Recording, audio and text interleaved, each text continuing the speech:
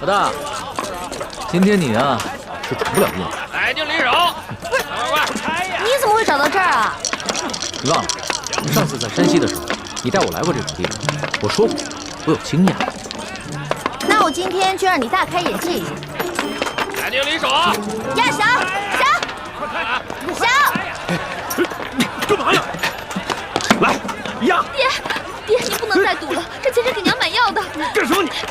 把椅子给我，走开吧你！爹，我求你了，你快回去吧，娘还等着我们呢。滚！爹，赶紧拿钱走回去吧，我们。爹，滚！哎，滚！兄弟，赌钱输赢不要紧，你还是拿着这个钱救人一命，赶紧去给你娘子买药吧。我赌不赌钱干你屁事儿！爹，我们回去吧，爹。滚！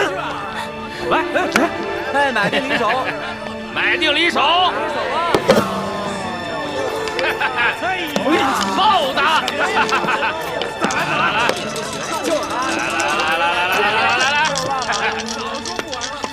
老大，我就说吧，你的运气不好啊。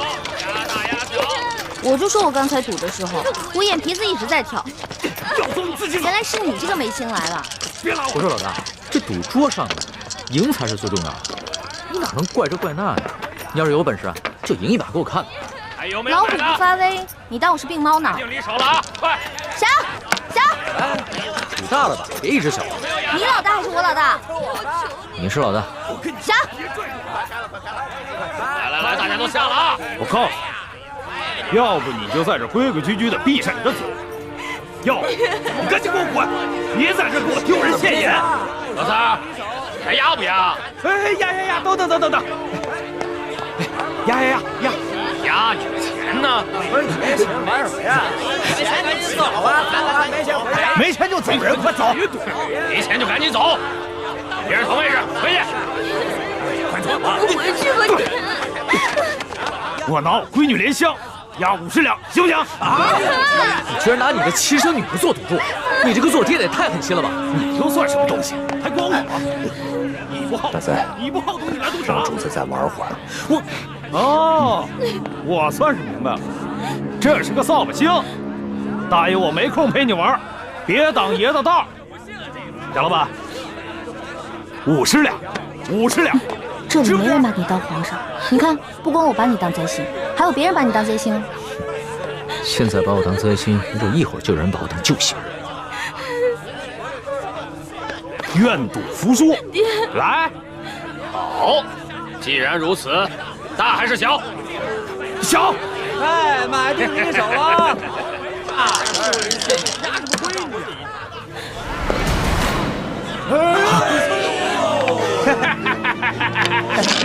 老子通杀！仙王，这骰子一定有问题。我怎么没看出来？我是火眼金睛，你一凡胎肉眼，当然看不出来。快，我们走！站住！哎，站住！站住！贾老板，咱们可都不是外人。贾老板，你放了我，放了我闺女。一个月，我肯定把钱还你，翻倍。何三儿，愿赌服输，这可是你自己说的。你的女儿留下来，什么时候你有钱了，再来赎你的女儿。把她拖出去！贾老板，我求你了，贾老板，就饶了我这一回吧。我这是开赌场的，不是开善堂的。滚！贾老板，走，且慢。贾老板，有何指教啊，这位公子？贾有才，你每次都摇出豹子，这个是怎么训练出来的？赌场赌的是手气，手气好的时候，一连开几手豹子是有的；手气不好的时候，连续输了10几20手，也是很正常的。风水轮流转，输赢无定数，对不对啊？没错，好，说的有道理。那你敢不敢跟我赌一把？我这开赌场的，还不敢跟人赌吗？好啊，就这么定了。假如你赢了，我给你100两；如果你输了，你给我50两。还有这个小妹妹，她是另外的50两，怎么样？这可不公平。这有什么不公平的？不都是100两吗？他现在是我的人，身价自然也就水涨船高了。他现在值100两。刚才不是2两，现在就100两。你也太会坐地起价了吧！莲香姑娘明明是以50两银子输给你的。我们做生意的，自然是要赚钱。你赌还是不赌？我赌。好。走，莲香，别动，打住点。我的赌注在这儿了，你的呢？怎么着？怕我没钱啊？有钱你就拿出来。有钱拿出来呀！拿出来呀！拿出来呀！拿出来呀！借我点钱呗。哎呀，没钱，借钱可以，不过我有条件。什么条件啊？赌完这一局就跟我回去。龙小弟，你这是落井下石啊！那我也是跟老大学。好，如此可笑也，我答应你，给我钱。快点儿！哦，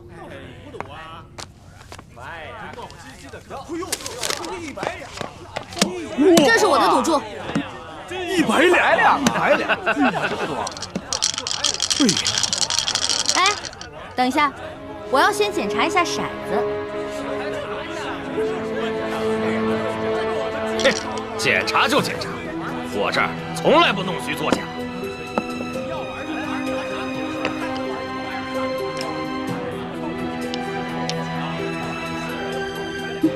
还不错，没有问题。天灵灵，地灵灵，老天祝我这次一定要赢，一定要赢！啊，这管用吗？这个？对呀。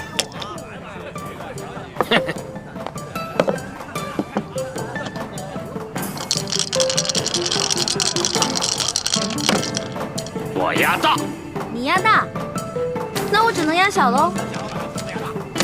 小，我也压，买定离手。等一下。在你打开之前呢，我要先求一求神仙。这能赢吗？这可以。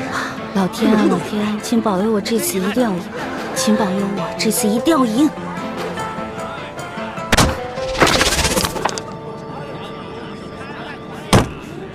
好了，你开吧。不许看。哼，大。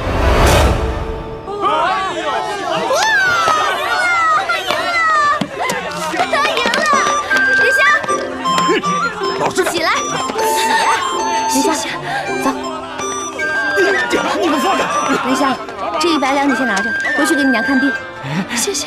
还有你，让我再看见你赌博的话，小心我宰了你，知道吗？多谢这位爷，谢谢。林香，多谢这位爷，赶紧走吧。谢谢。走，谢谢。你呀，别来了。老大，你这一出英雄救美唱的。这莲香看你的眼神都不一样。这回知道了吧？老大我比你有魅力多了。那是，我们老大的魅力是最大的，小弟我都快被你迷死了。老大，咱们回去吧。慢！哼！哎呦，这大三，竟然敢用水银闪，不良坏钱处，被他们给发现了，我们只能来硬的了。老大，你这一出英雄救美唱的，这莲香看你的眼神都不一样。这回知道了吧？老大我比你有魅力多了。那是，我们老大的魅力是最大的，小弟我都快被你迷死了。老大，咱们回去吧。慢！哼！哎呦，这大三，竟然敢用水银闪，不良坏钱处，被他们给发现了，我们只能来硬的了。哎呦，出老千啊！骰子是他给我的，你们找他。来，老大，慢着！罗小弟，我走了，失陪了。哎呀！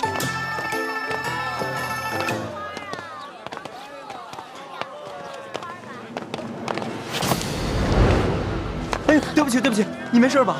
没事吧？哎呦，我就说嘛，小叫花子敢偷我钱是吧？接过去。大哥，我求求你了，你就饶了我吧！我这兄弟们都饿得慌，才万般无奈做出这种勾当。大哥，我错了还不行吗？大哥，你就饶了我吧！真的假的？真的。大爷，您兄弟好了！小五，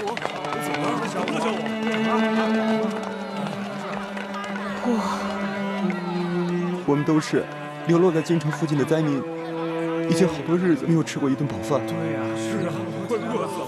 我也没吃饭，好久没吃粮食了，就是饿死了。行吧，你们跟我走吧。大哥，你这还要送我去见官？见官啊！我呀，请你们吃面去，走，走走，吃面去了。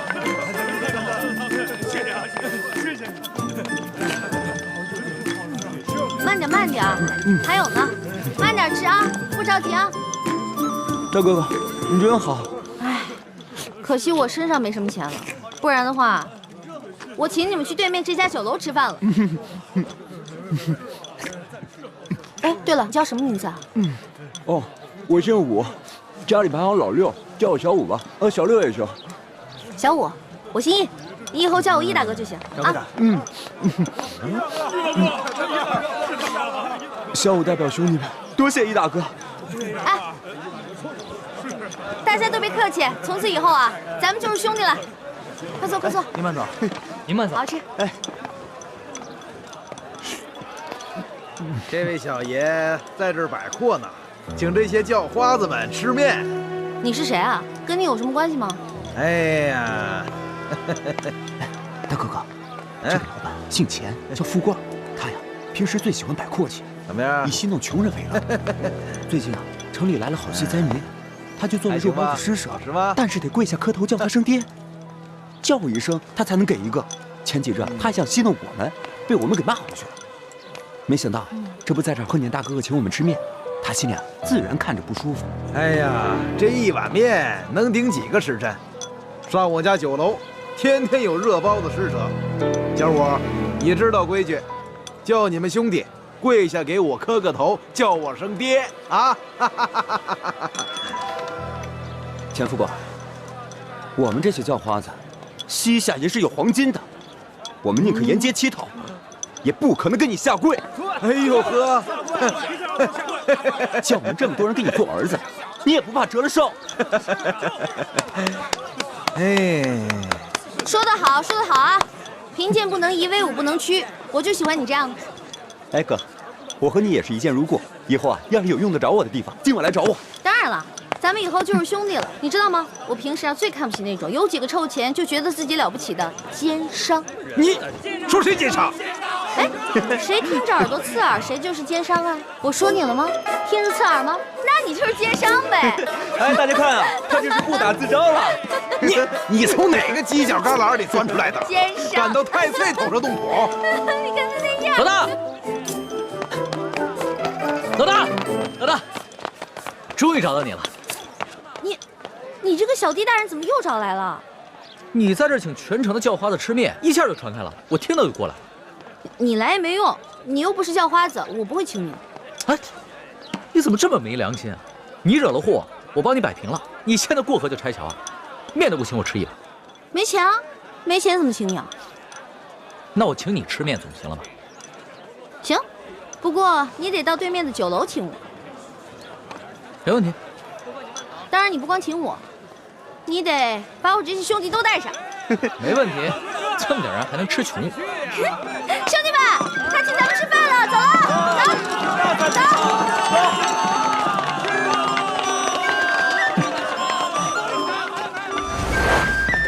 哎呦呵，还真在爷面前摆起阔来了。你以为这城里就你有钱啊？我告诉你啊，把你酒店里好吃好喝的都给我拿出来，让我的兄弟们吃饱喝足，知道吗？好酒好菜倒是有，本酒楼的规矩可不跟外边的小面馆一样，先看一下口袋里的银子够不够，别吃完饭不够付钱的。哎，我我说你眼睛是不是瞎了？我小弟这身打扮像是那种吃了饭不给钱的人吗？这可不好说。我们这酒楼开了那么多年，见的人也多了，这装模作样过来骗吃骗喝的，可不是没有。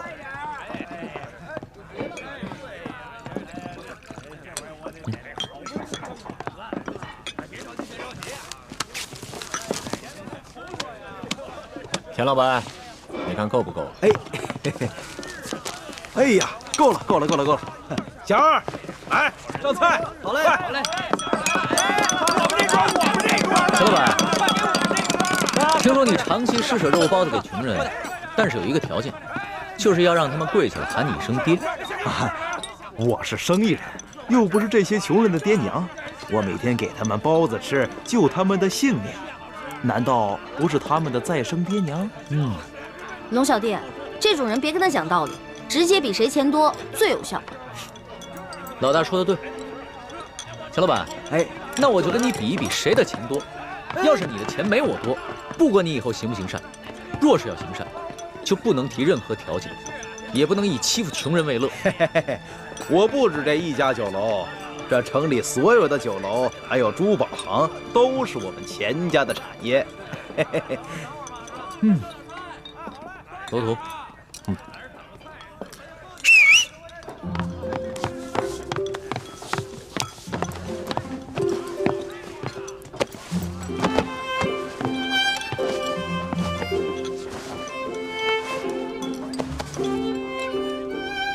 田老板，你说京城的珠宝店都是你们家开的，那这帽子上的珠子，你可认得吗？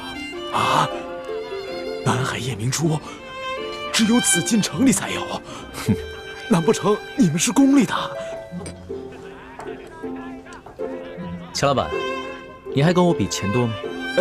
小人不敢。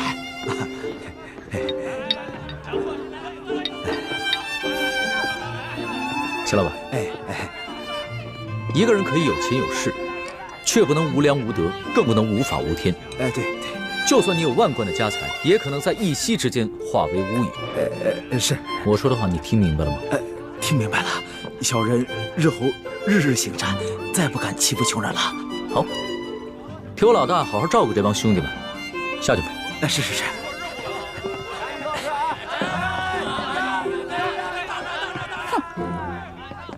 谢谢你啊，龙小弟，没想到一出来竟遇上这些恼人之事。那现在摆完阔了，等会儿请你的兄弟们吃完饭，可以跟我回去了吧？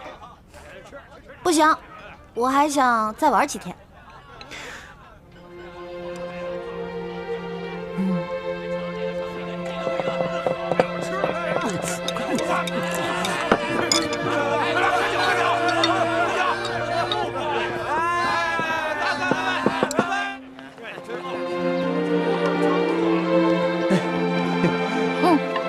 小五啊，来，银票给你，记住大哥跟你说的话，让兄弟们拿这些钱做些生意，自食其力，别在街上流浪了。多谢易大哥，小五一定不会辜负易大哥的期望的。我相信你。老大，你现在还想去哪儿啊？能不能带上我？我想再学习一点江湖经验。江湖经验啊，行啊，那我现在就教你一些真正的江湖经验。小五，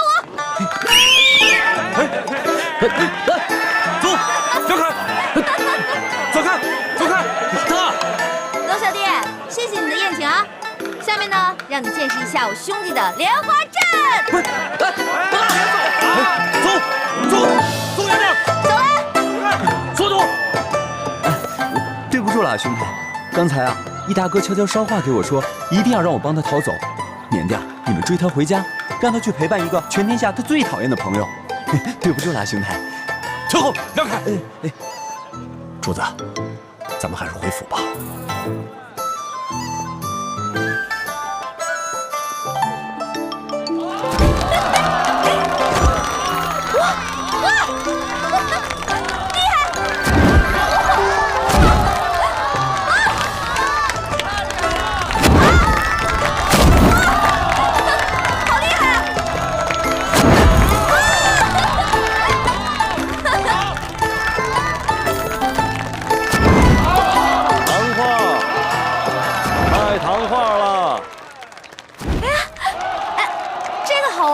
弄的呀？啊，在这儿画的。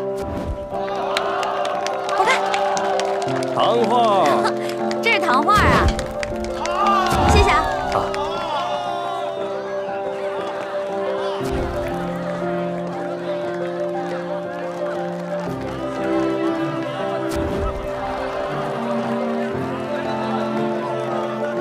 主子，咱们就这样远远地跟着他，这也不是个办法啊。随他吧，在宫里憋了那么久，好不容易出宫一趟，不玩个尽兴啊，他是不会回去的。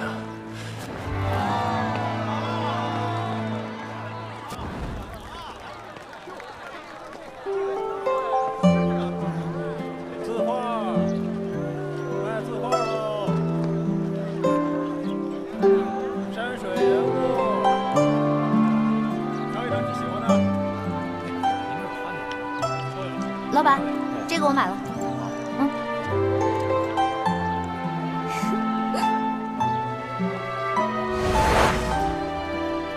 这个像我，这个像龙小弟。不对，龙小弟的眼睛没这么小。再给你捏大点，捏大点就像龙小弟了。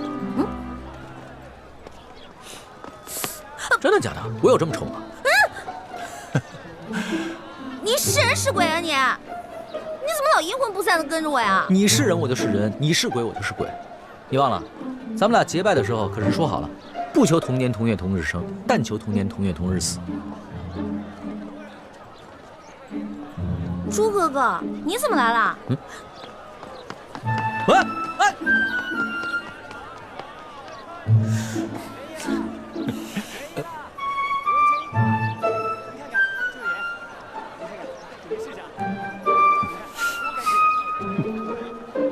诸位客官，今天可是青楼大会，请进，请进。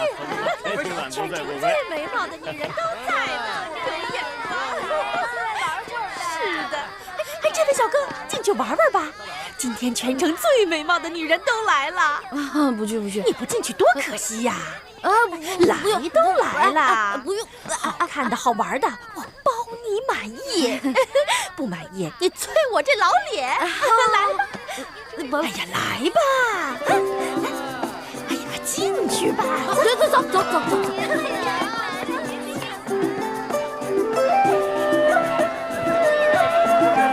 大家把酒都满上喝呀！快喝呀！真好。这样喝，我上去了。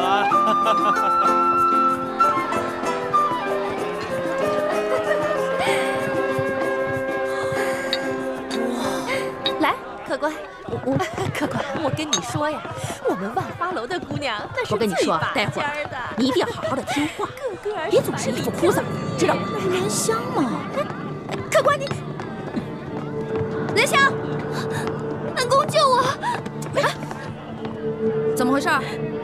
恩公，我爹把你给的钱又输光了，然后100两帮我卖到了杏花楼。喂，怎么，你们认识啊？能不能把他放了？你说什么？放了他？你是不是开玩笑啊？他是我花了100两银子买回来，代表我们杏花楼来万花楼选花魁的。我要放了他，谁来代表我们杏花楼扬名赚钱呢？那你要多少钱才能把他放了？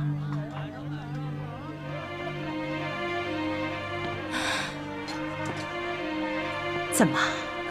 你们两个是老相好啊？不对呀，这莲香还是一个厨，怎么可能和你是老相好呢？说，你到底是干什么的？我是干什么的并不重要，我就问你，多少钱你才能放了他？口气不小嘛！哎，你真想赎他呀？开价吧。行。你要是真想赎他，给我500两就够了。500两？怎么？没钱是吧？没钱那就少扮英雄救美。你这种人，老娘我见多了。让开，让开！哎，别妨碍我们选花魁。哎，我告诉你啊，我们莲香呢是又年轻又漂亮。一旦选上了花魁呀，这身价一定倍增。到时候你想赎她的话，那至少1000两了。走，等一下，怎么了？没钱赎人，能不能换人？换人？什么意思啊？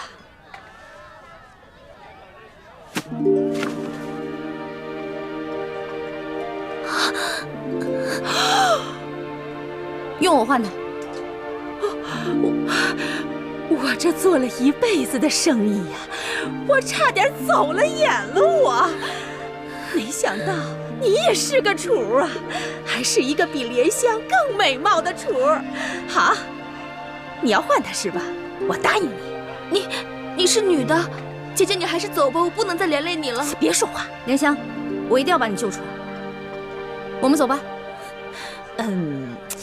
你这个人呀，太神秘了，我可得小心一点。这万一你中途要是跑了怎么办呢？我可以放他，不过啊，是在你帮我选了花魁之后，我再放了他。好，一言为定。一言为定，走吧，换装去。看好他，走。姐姐，姐姐，来呀！刚刚易欢是在这个地方消失的，也没什么别的路了，肯定是进这万花楼。主子，今天晚上奴才要带你去这种地方，那老祖宗知道了，非打奴才一顿不可。此事你不说我不说，老祖宗怎么会知道呢？可是，行了，别啰嗦，进去。哎呀，是，守着点啊，别动啊！都在这好好等着。哥。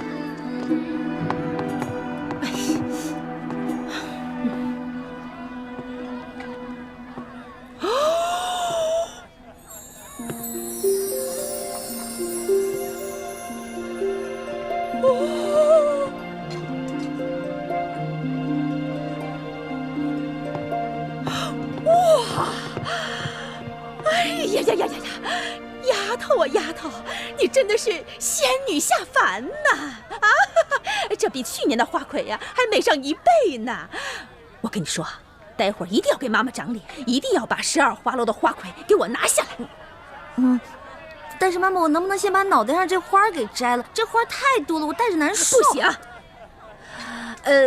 那个。欢姑娘，只有这身衣服啊，跟这个头饰啊，才最配你嘛！走，其他候选人都到了，就差你了，快点！到你了，就差你了！成了，你等会儿。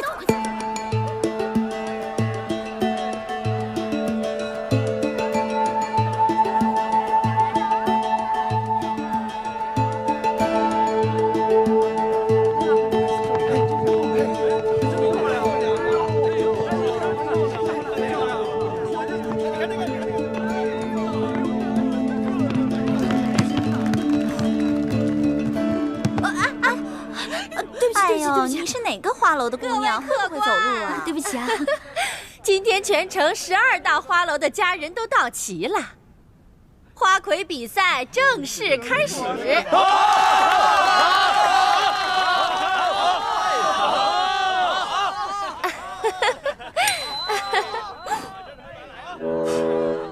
主子，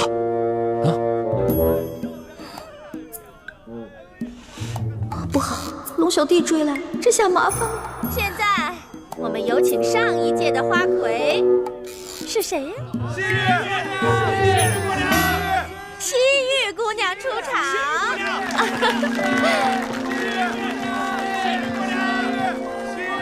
这个丫头，真是风不惊人死不休。是啊，不过她这样还真好看。是啊。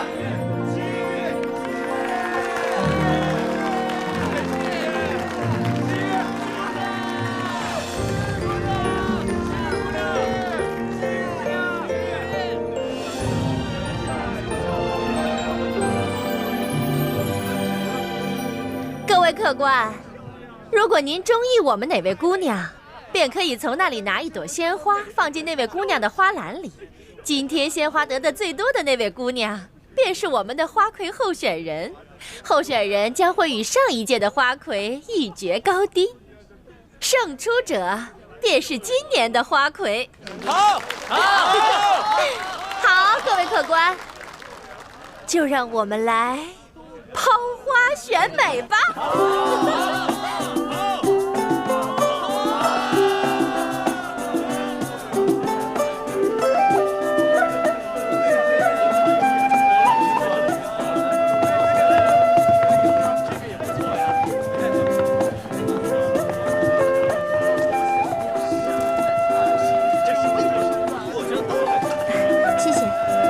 谢谢您的花，谢谢，谢谢您的花，谢谢，谢谢您的花，谢谢，谢谢，谢谢，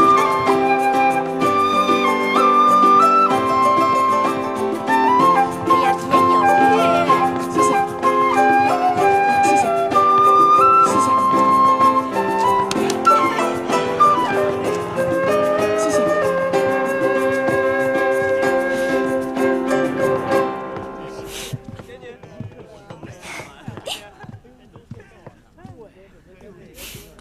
等会儿再跟你算账。多谢这位客官捧场。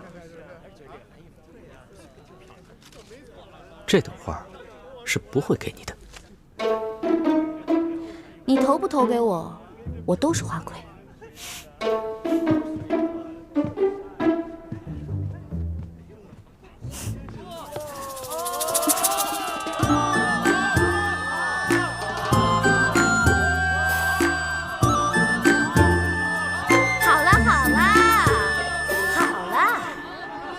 各位客官，经过激烈的抛花选美，结果是……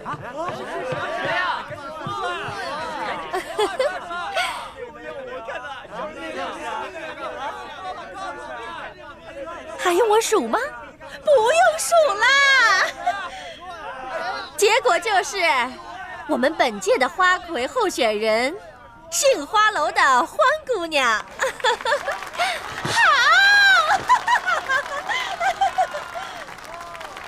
现在由上一届的花魁西域姑娘与本届的候选人欢姑娘进行歌舞比试，谁得的鲜花最多，谁就是本届万花楼的花魁。哎呀，别慌。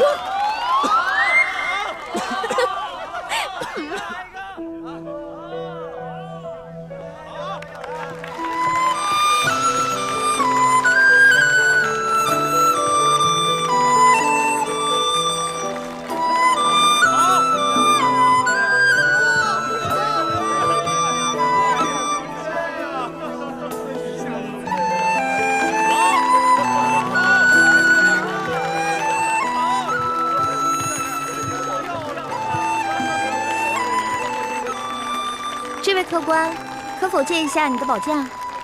你又想干什么？要你管，借不借？如果你要是不借的话，那我就去找别的客官借了。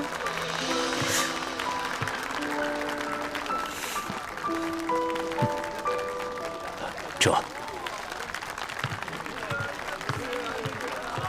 多谢客官。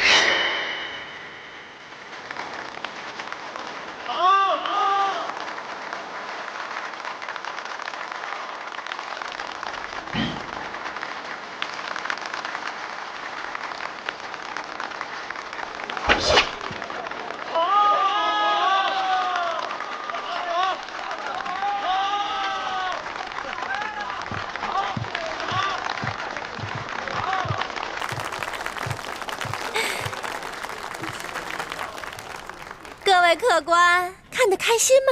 开心！现在开始投花选花魁。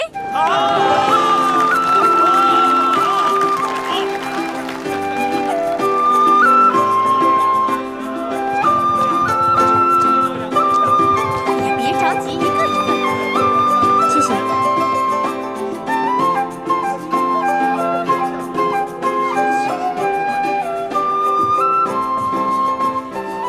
两位姑娘花盘里的花一样多，按规矩呀，两位都是今年的花魁。我宣布，今年的花魁是欢姑娘和心玉姑娘。慢着！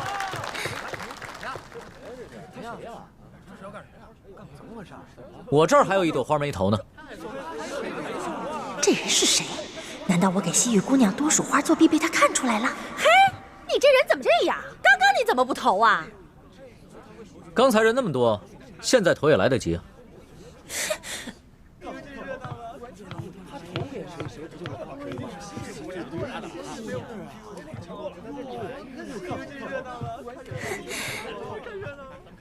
那你这花儿打算投给谁呀？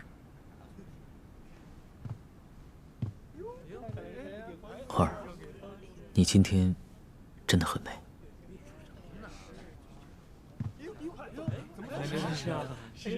哇！西域姑娘花盘里的花比欢姑娘多上一朵，所以今年的花魁还是西域姑娘。哎呀！今年的花魁，西域姑娘。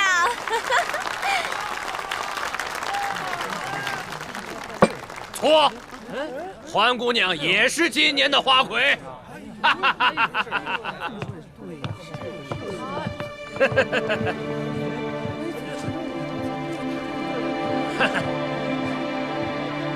我这儿也有一朵花没投，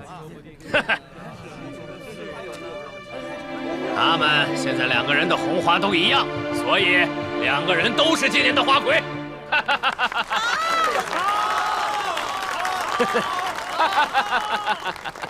对对对！我跟大家说啊，今年的花魁呀，是我们杏花楼的欢姑娘。王妈妈，我出3000两，包下欢姑娘的初夜。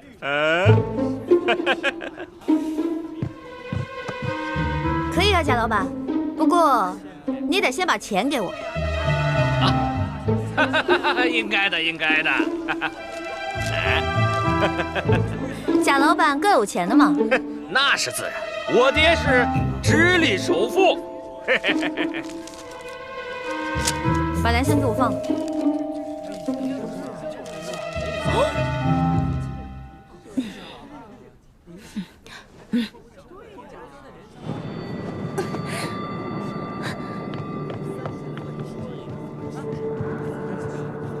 姐姐，你为了我已经受了不少委屈了，这些人他们都不是好人，你不要管我，你还是走吧。莲香，姐姐已经帮你赎身了，你拿着这些钱离开你的赌鬼爹爹，跟你娘去个好地方过日子吧。可是我……哎，不许再说了，如果你再说的话，姐姐该生气了。快走吧，走啊！您真是有眼光啊！原来你忙活了这么久，就是为了救这个莲香姑娘。不然呢？你以为我得了失心疯啊？那现在你可以跟我回去了吗？欢姑娘，咱们走吧。去哪儿啊？自然是去我们该去的地方，做我们该做的事情。春宵一刻值千金呐！好啊！别过来！别过来！欢姑娘，你这是干什么呀？贾老板，您可真是贵人多忘事啊！之前在您的赌坊，我就赢了您100两银子，今天又让您破费了3000两，真是不好意思啊！原来大闹我赌坊的那个臭小子，竟然是你这个丫头！我是女人，照样可以要你的命！都别过来！再过来我就杀了他！都别过来，别过来！走。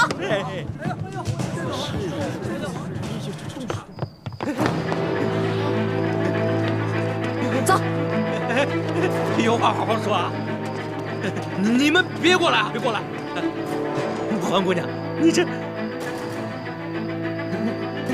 走！哎呀，朋友，愣着干什么？追呀！追！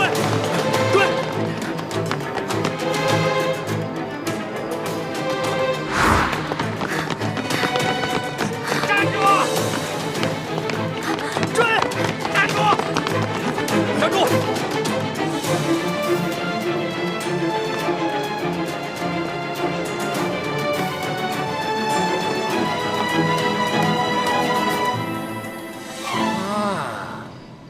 我认出来了，你就是那天和欢姑娘一起打闹我万历主坊的小子。臭小子，赶紧把欢姑娘给我交出来，否则我要你的命！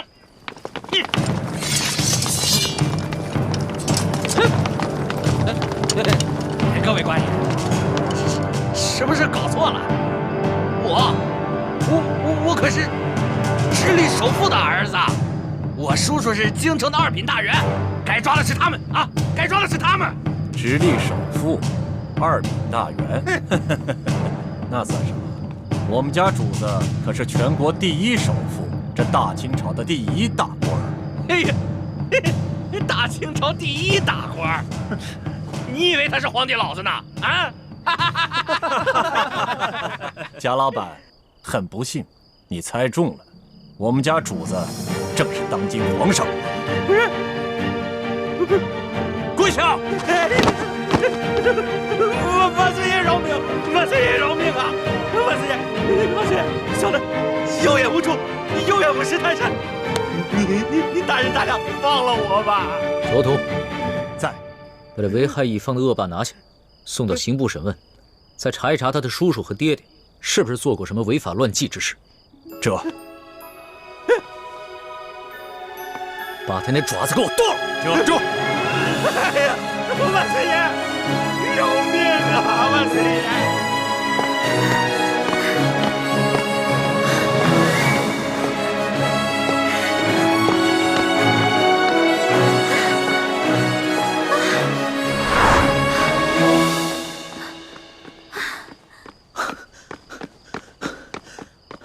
老大，别再跑了！出宫这么多天，你还没玩够啊？你别过来啊！你要是再过来的话，我还是会逃的，你根本就追不上我。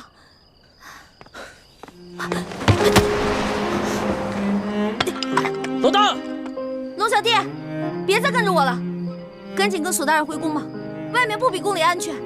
老大，你真的舍得离我而去，从此再也不见我了吗？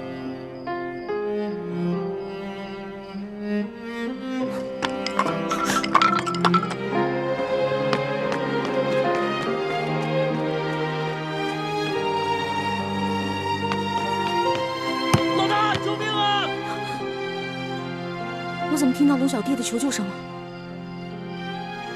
龙小弟该不会使诈吧？可是万一他真的遇到危险怎么办？不行！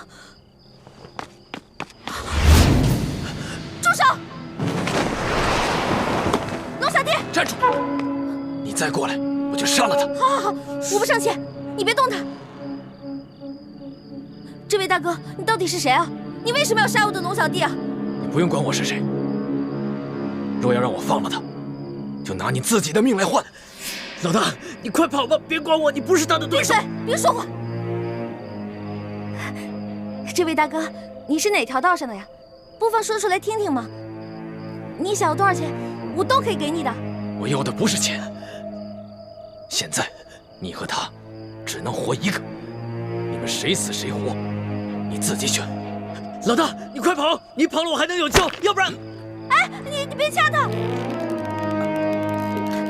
不是，这位大哥，咱们无冤无仇的，你为什么一上来就生死相逼呢？你是不是想要钱啊？你想要多少，你告诉我，我肯定会给你的。休再啰嗦，我要的不是钱，你和他只能活一个，谁死谁活，你赶紧选。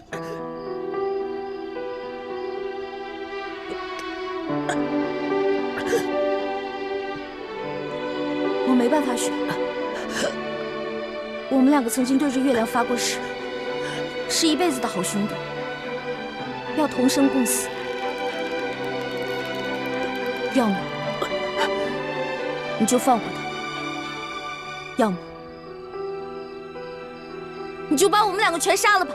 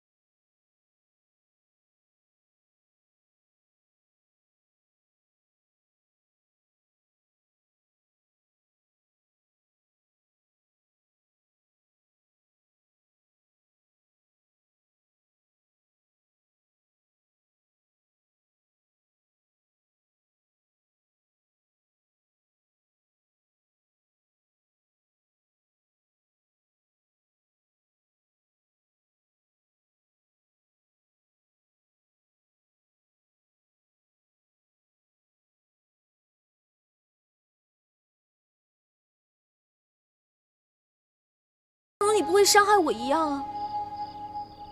但你却会自杀，以身殉情，是吗？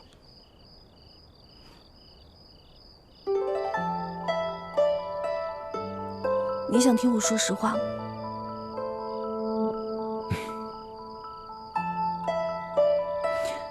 朱哥哥，身体发肤受之父母，活在这个世上。我不会为了任何一个人轻生，但如果有一天你光复大明成功，你杀了龙小弟，我不可能成为你的皇后，我会隐居乡间，一个人生活。但是如果你光复大明失败了，龙小弟他要杀你，我一定会拼尽全力去拯救你。若没有救下你，我也不会去做他的妃子，我也会隐居民间，直到孤独终老。那如果我光复大明成功了，我留下了康熙的性命，你可愿意做我的皇后？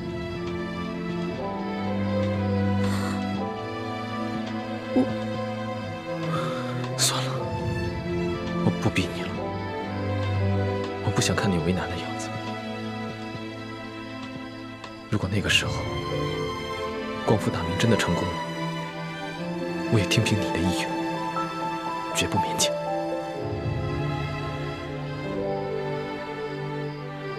环梅，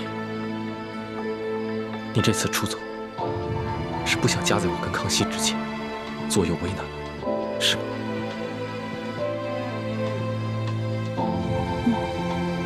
但你还是放不下他，否则以他那点追踪的本事，他不可能一直跟得上你。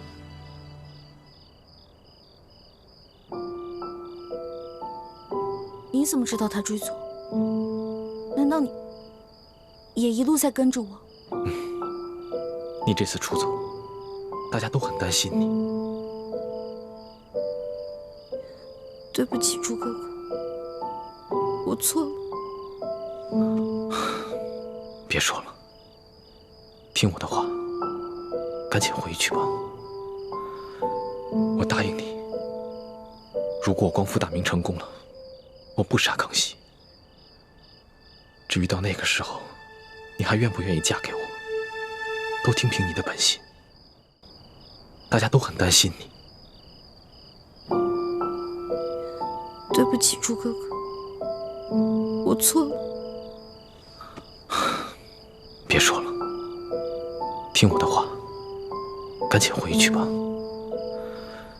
我答应你，如果我光复大明成功了，我不杀康熙。至于到那个时候，你还愿不愿意嫁给我，都听凭你的本心，我绝不勉强你。但是，如果我光复大明失败了，我被他杀了，我对你只有一个要求。什么要求？我不想看到你一个人孤独终老。如果那个时候，康熙还愿意不计前嫌接受你，你就放下一切过往，从了他。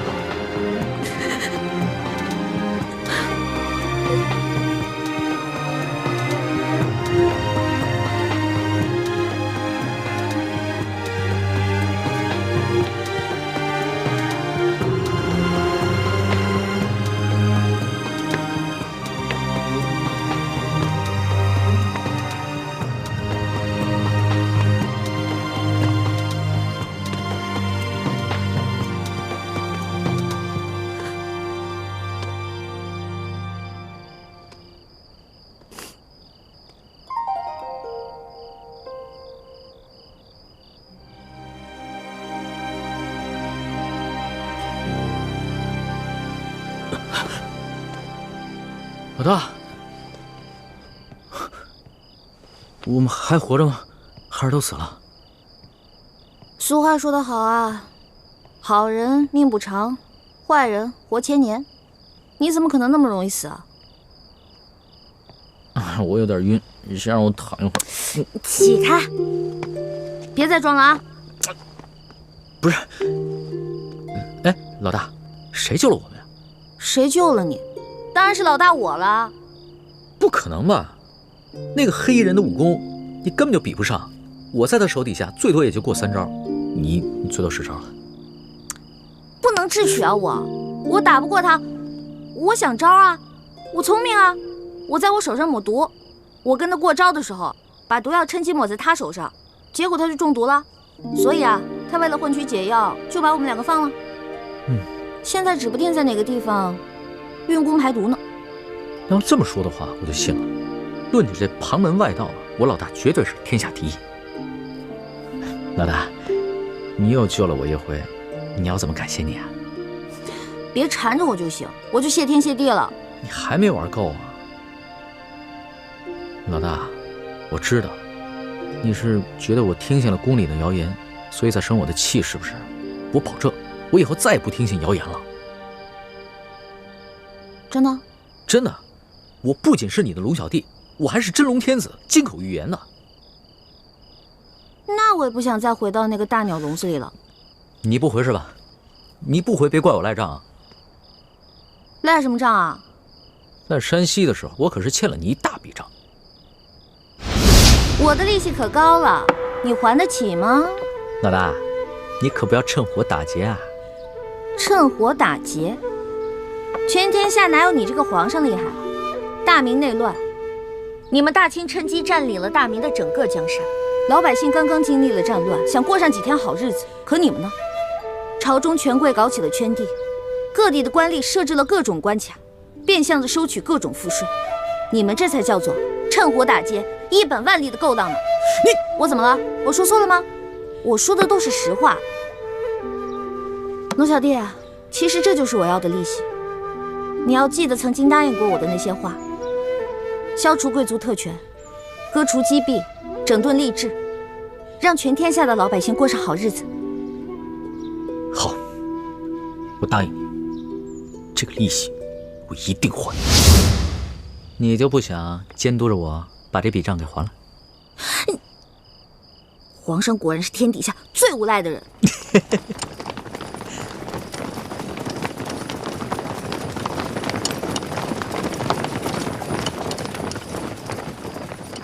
皇上，奴才恭请皇上回宫。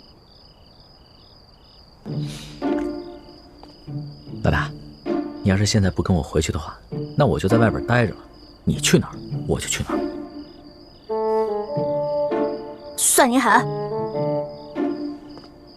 起驾，回宫。这。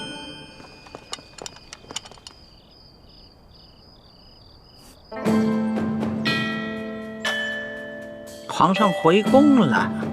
回太皇太后，皇上啊是昨儿夜里回来的。哦，你这个李大总管的差事当的是越发的好了。太皇太后，不知奴才做错了什么事，还请太皇太后明示。如今这皇上迷着李易欢迷成这个样子，你竟是守口如瓶，一字不吭啊！太皇太后恕罪，皇上其实早就知道奴才是太皇太后派在他身边的眼线，所以有很多事情都不让奴才知道。你用不着拿皇上来当挡箭牌。其实呢，哀家早就告诉过你，皇上的大小事情你要第一时间禀告哀家。可是你是怎么做的啊？你这眼里头还有我这太皇太后吗？太皇太后息怒，您可是冤枉死奴才了。奴才没有办好差事，任凭太皇太后责罚。可是奴才对太皇太后那是一片忠心呐。行了，起来吧。谢太皇太后。也是啊，你夹在哀家和皇上的中间，有些差呀，你也不好办。皇上啊，他是越来越不像话了。为了一个来历不明的野丫头，95之尊不顾，安危体面全然不顾。你说，怎么这么随根儿啊？你听好了啊，这宫中，哀家绝不允许再出现一个董鄂妃。这，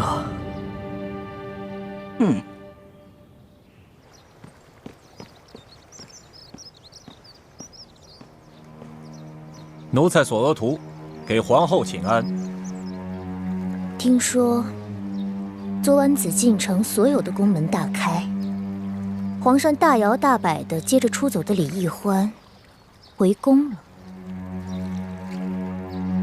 皇上就是要这样大张旗鼓地告诉我们，他相信李易欢，宠着李易欢，然后让我们所有人都闭嘴。哼！当年唐玄宗为了迎回杨玉环，也是这般深更半夜大开宫门，毫不顾忌朝野非议。可结果呢？难道皇上想学唐玄宗吗？这唐玄宗有安禄山，可咱们如今大清也有吴三桂啊。难道皇上都忘了这些前车之鉴了？皇上本来少年英明，可是竟然被李易欢这个丫头迷得失去了本性。都怪我当初考虑不周啊！本来以为他可以帮助我斗倒鳌拜，所以帮着这丫头讨好皇上，没想到现在是养虎为患了。提到鳌拜，本宫倒突然想起了，他的疯病可有好转？没有，我昨天刚去探视过他，还是疯疯癫癫的老样子，连我都不认识了。这鳌拜一向武功高强，身体健康，怎么突然就疯了呢？鳌拜的疯是中了迷魂散之毒，此事颇为蹊跷，有谁能够在我的眼皮底下给鳌拜下毒呢？这毒疯鳌拜的人，会不会就是李太医？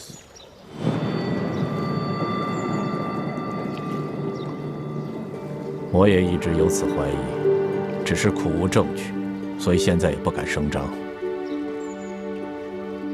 我派了最得力的人去追查他和李易欢的真实来历，可是现在还没有什么眉目。这鳌拜已经被皇上圈禁了大半年了，他的党羽也被皇上清除的差不多了。所以就算是他现在清醒过来，对我们赫舍里氏一族也形成不了什么威胁了。所以，我现在敬访良医，尽快的把鳌拜治清醒过来。如此甚好。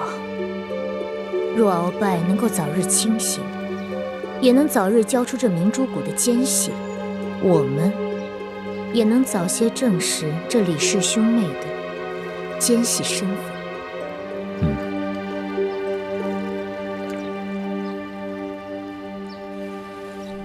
这易欢简直是胡闹，也不跟我们商量一下就擅自撤离，这岂不是叫康熙索额图更加疑心了吗？义父，其实易欢此次离宫出走，事先和我商量过的。他是想刺激康熙，让康熙不要怀疑他，相信他。如今康熙好不容易把他找回去，越发珍惜他了。易欢的良苦用心，总算是没有白费。易欢居然有这样的心机了，这孩子以前可不是这么会算计的。也许他在宫中待了这大半年，让他成长了不少啊。眼下清廷跟吴三桂还没有正式的翻脸，就算他们真的开战了，我们也需要大量的军情。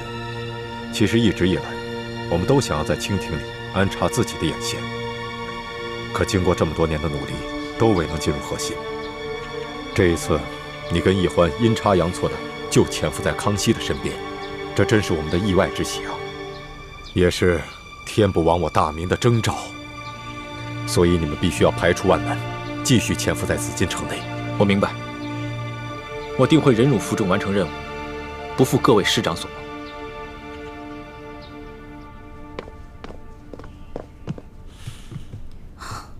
望。哇，这么多奏折，你得批多少天啊？3天3夜都批不完。你还说呢？这不都怪你啊？大不了我陪你忙3天3夜呗。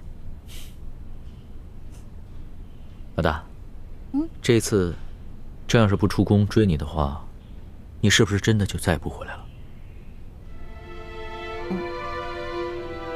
为什么？你就真的那么狠得下心，永远的离开朕？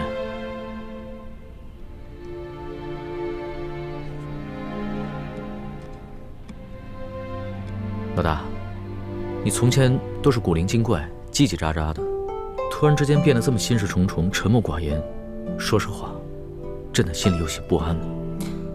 龙小弟啊，我刚开始认识你的时候，我就冒充你的老大，我喜欢保护你，真心想保护你。